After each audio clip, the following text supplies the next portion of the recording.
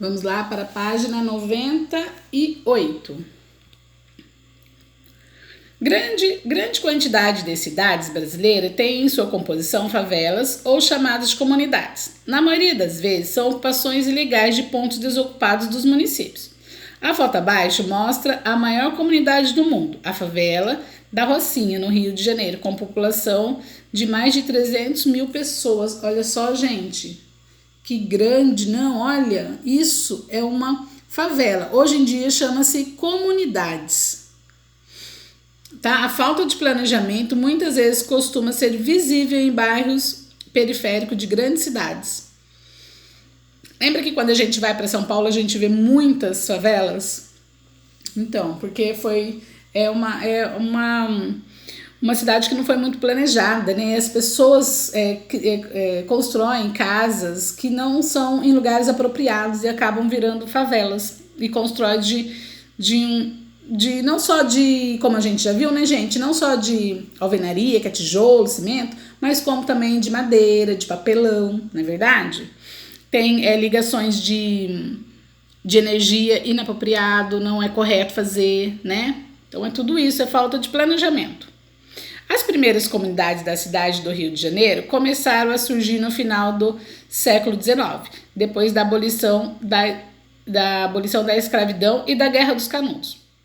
Os libertos saíram da fazenda à procura de trabalho e moradia nas cidades. Como não havia casas para todos, muitos foram morar nas encostas dos morros, locais pouco utilizados pelos moradores da cidade. Os combatentes da Guerra de Canudos, em 1896 e 1897, por sua vez, pediram aos governantes ao fim da guerra para contribuírem suas casas no Morro da Providência, na cidade do Rio de Janeiro.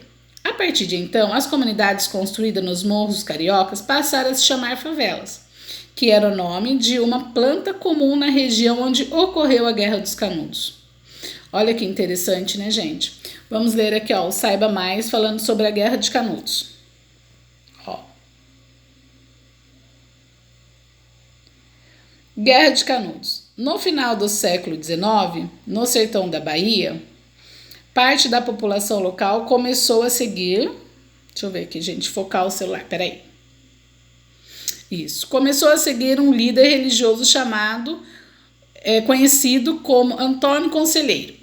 Juntos construíram uma vila conhecida como Arraial de Canudos. O governo local não reconheceu a nova organização e enviou soldados para destruir o arraial. Não houve êxito, pois os moradores de Canudos defenderam bravamente o território. Com isso, o governo da Bahia solicitou ajuda ao governo federal, que enviou o exército para ajudar na retomada do território. Apesar das muitas dificuldades que teve, o exército acabou por invadir e destruir Canudos completamente. Tá vendo, gente? Eles foram lá, ó. Parte da população local começou, né, a seguir um líder e ele construiu uma vila conhecida como Arraial dos Canudos. Só que o governo local não reconheceu essa vila e aí enviou soldados para destruir Arraial. Mas assim, mesmo com muita luta, muitas dificuldades, mesmo assim o exército acabou e destruiu Canudos completamente. Muito triste isso, né, gente? Olha, grifa para tia Ângela todo esse espaço e a Guerra de Canudos também, tá bom?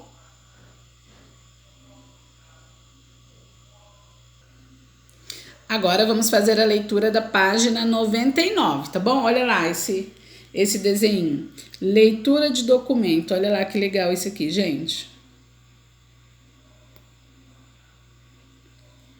Vamos lá, vamos ler aqui. Com o domínio da agricultura e da criação de animais, os seres humanos puderam deixar de ser nômades e passaram a viver em locais fixos. Né? Nômades eram pessoas que viviam mudando de local para local, de cidade para cidades, tá bom? Então eles passaram de ser nômades e passaram a viver em locais fixos, tá? Processo denominado sedentarização.